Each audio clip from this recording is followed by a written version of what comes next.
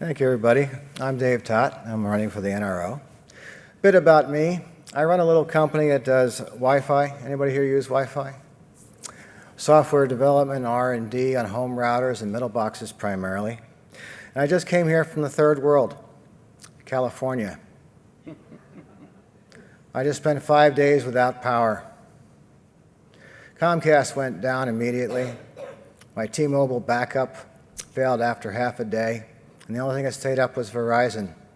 Needless to say, my IPv6 connectivity did not survive the first minute of the outage.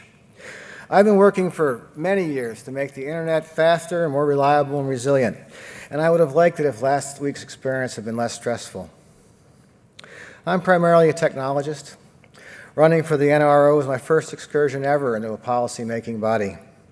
I do sit on the board of the Commons Conservancy, and I've worked in Nicaragua and a few other places, trying to make better software to work better along the edge. Anyway, perhaps the thing I'm best known for is for helping fix the buffer bloat problem. How many people here have heard of buffer bloat? How many people here have actually fixed it along their networks? Got a long ways to go there.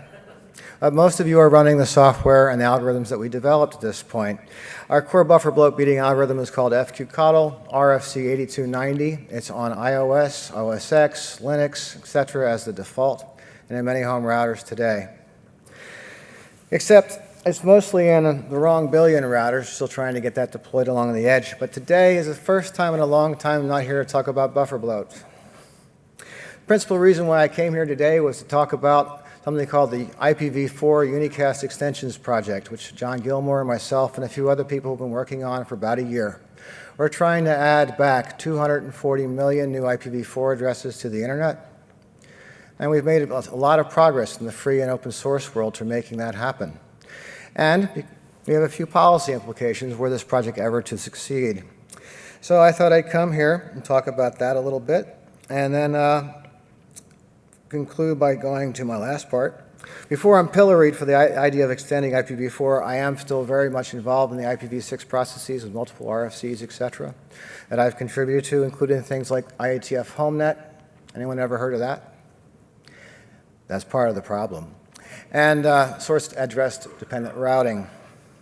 So I thought getting here today and seeing what the real problems were in the RIRs and the ARIN community and trying to understand what the policies and deployment problems actually were, and to try attempt to use my technological expertise to see what I could do to resolve them was a good idea.